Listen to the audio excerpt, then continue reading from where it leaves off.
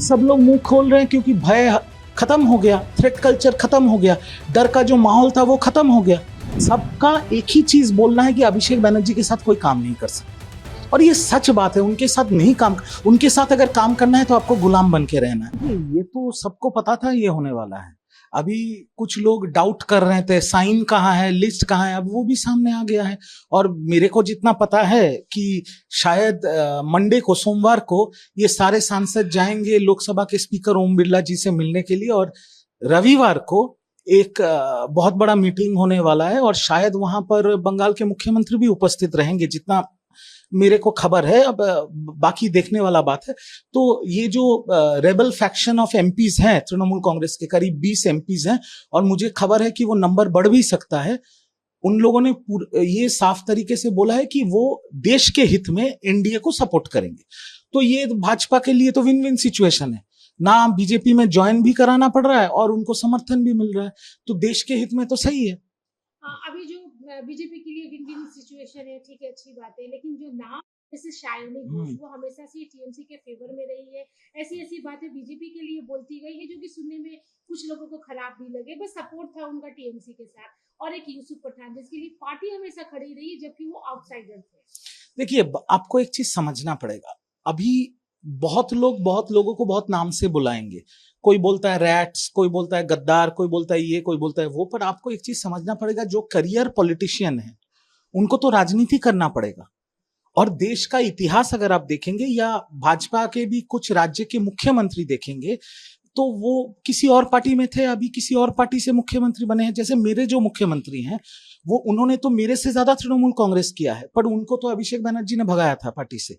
वो बीजेपी का हाथ पकड़ा उन्होंने विपक्ष के नेता बन के काम किया, और आज वो बंगाल के मुख्यमंत्री हैं और आज बहुत अच्छा काम कर रहे हैं। तो करियर पॉलिटिशियंस जो भी हैं, उनको पॉलिटिक्स करना है, उनको राजनीति करना है। अब रहा शायनी घोष का बात, आपने पूछा मेरे से, कल उनका एक वीडियो सामने आया है एयरपोर्ट में, तो वो सफेद साड़ी भी मुझे नहीं दिखी, सफेद हवाई चप्पल भी मुझे नहीं देखा। मुझे तो पहले देख के लगा कि कोरोना का फोटो है, वो ऐसे मास्क वास्क पहन के, सर्वर छुपा के। तो बात यह है कि कुछ दिनों पहले जब तृणमूल कांग्रेस ने अपने सारे पोस्ट्स डिसॉल्व कर दिए थे, उसके बाद भी जब घोषणा किया था नए तरीके से तृणमूल कांग्रेस ने, तब भी शायनी घोष जी यूथ प्रेसिडेंट थे बंगाल के। तो अब क्या होगा मुझे नहीं पता, वो शायनी जी जानते हैं और तृणमूल कांग्रेस जानते हैं। और रहा यूसुफ पठान का बात, वो उनको तो बाहर से लाया गया था, उनको टिकट मिला, वो जीते मुर्शिदाबाद से। अभी सबका एक ही चीज बोलना है कि अभिषेक बनर्जी के साथ कोई काम नहीं कर सकता, और ये सच बात है। उनके साथ नहीं काम, उनके साथ अगर काम करना है तो आपको गुलाम बन के रहना है। और यूसुफ पठान क्यों गुलाम बनेंगे? वो इंडिया के क्रिकेटर हैं। या काकोली घोष दस्तीदार जो 1984 से ममता बनर्जी जी के साथ है, उनको क्यों गुलाम बनना है? तो अभी सब लोग मुंह खोल रहे हैं क्योंकि भय खत्म हो गया, थ्रेट कल्चर खत्म हो गया, डर का जो माहौल था वो खत्म हो गया। आने वाले दिन में ये सांसद एनडीए के समर्थन में, देश के हित में काम करेंगे, और यही तो ठीक है। जो हो रहा है मैं तो बोलूंगा ठीक हो रहा है। आपने एक अच्छी बात बोली कि हाल ही में जो वर्किंग कमेटी माला रॉय भी साइनिंग लिस्ट में है। तो कुछ दिन क्या, 1-2 दिन पहले की ये बात है, एक वर्किंग कमेटी बनती है, उसमें आपको एक पोस्ट दिया जाता है, जबकि आपको ये पता है कि आपको जाना किधर है।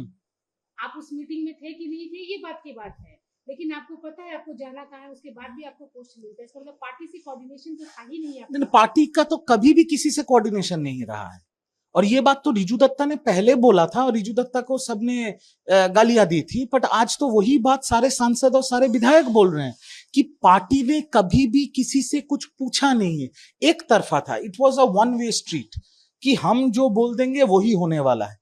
आप एक चीज सोचिए, ये शायनी घोष का बात जब आप उठा रहे हैं, यूथ प्रेसिडेंट पार्टी के शुभेंदु अधिकारी थे जब हमने पार्टी ज्वाइन किया था, पार्टी करना स्टार्ट किया था।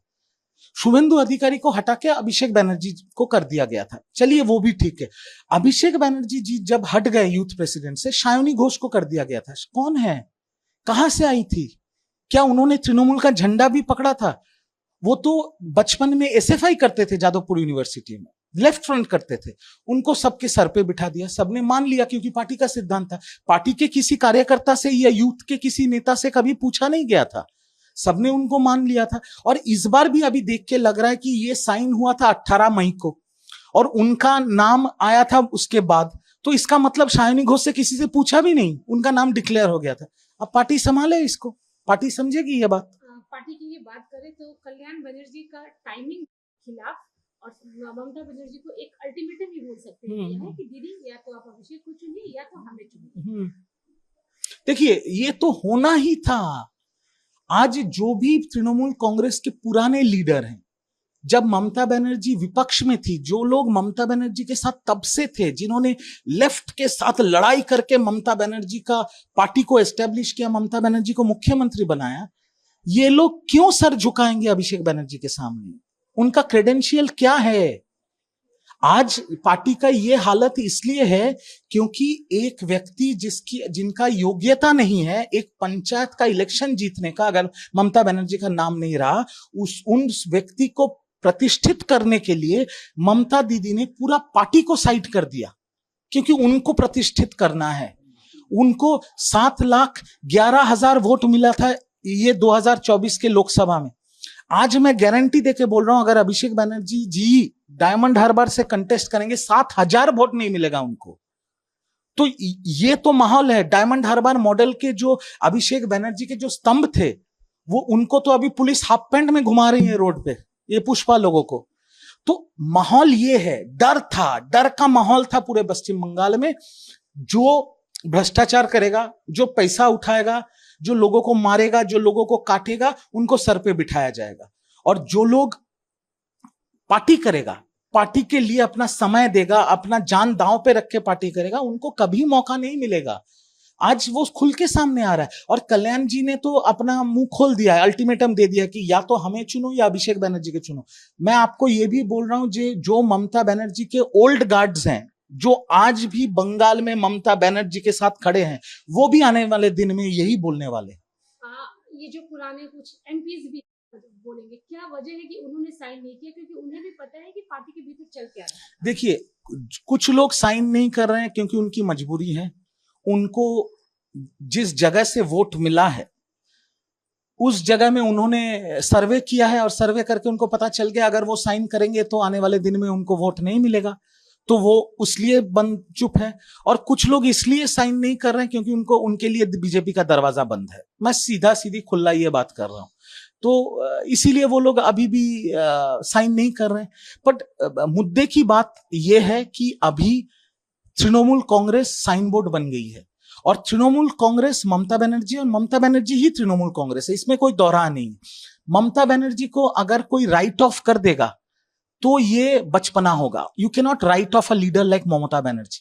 बट ये भी सच्चाई है कि आज बंगाल में जो माहौल है या दिल्ली में जो माहौल है, अगर ममता बनर्जी जी को तृणमूल का अस्तित्व बचाना है तो अभिषेक बनर्जी को काट के फेंक देना पड़ेगा, क्योंकि तृणमूल कांग्रेस का कैंसर है अभिषेक बनर्जी। और अगर तृणमूल कांग्रेस को बचाना है तो अभिषेक बनर्जी को काट के ममता दीदी को फेंक देना पड़ेगा। अभिषेक बनर्जी को सीआईडी गए थे और फिर मामला वही फौजरी सिग्नेचर का था, यानी कि असेंबली में कौन राज करेगा, कौन सा विपक्ष रहेगा, टीएमसी का एक्चुअल जो टीएमसी जिसे बोला जाए वो, या एलओपी जो बन चुके थे रिप्रेजेंटेटिव। देखिए, सीआईडी ने उनको फिर संडे को बुलाया है, दोपहर को शायद 2 बजे या शाम को 4 बजे, ऐसा कोई टाइम पे उनको फिर से बुलाया है सीआईडी ने। अब सीआईडी उनको बार बार बुलाएगी, बचने का कोई जगह नहीं है, क्योंकि नकली साइन करके चिट्ठी अभिषेक बनर्जी जी ने साइन करके दिया था पश्चिम बंगाल विधानसभा के स्पीकर को। यह बहुत बड़ा अपराध है। अभी हाई कोर्ट का रक्षा कवच है उनके पास, तो जब तक रक्षा कवच रहेगा उनको 100 बार बुलाया जाएगा, वो 100 बार जाएंगे, इंटरोगेशन फेस करेंगे, घर आ जाएंगे। जिस दिन रक्षा कवच उठ जाएगा उस दिन खेला खत्म हो जाएगा। क्योंकि आप देखिए, सिर्फ उनके ऊपर ना बहुत से मामले उनके सर के ऊपर झूल रहा है। अभी गौ तस्करी में उनका नाम है, कोयला तस्करी में उनका नाम है, बालू तस्करी में उनका नाम है, टीचर्स रिक्रूटमेंट स्कैम में उनका नाम है, फर्जी साइन, विधायकों के फर्जी साइन मामले में सीआईडी के केस में उनका नाम है, अवैध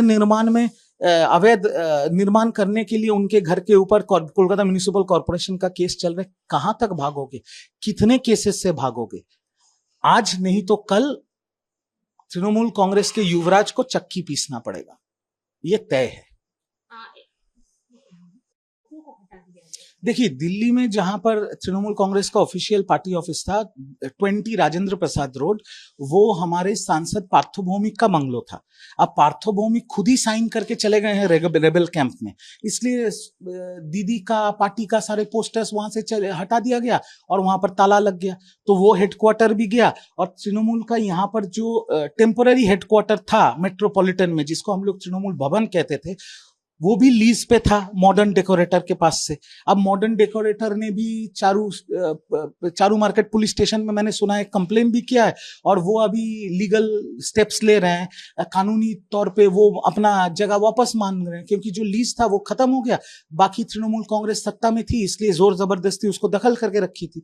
तो पार्टी का ऐसा हालत हो गया कि सिर्फ सांसद विधायक छोड़ के नहीं जा रहे, पार्टी के सारे हेडक्वार्टर्स भी बंद हो गए, ऑफिस भी बंद हो गए। अभी लगता है सिर्फ एक ही जगह बचा है, वो जो दीदी का घर 30B हरीश चटर्जी स्ट्रीट, ये छोड़ के तो और कहीं जगह नहीं मिलेगा तृणमूल का ऑफिस करने का। बस यही हालत है तृणमूल कांग्रेस का।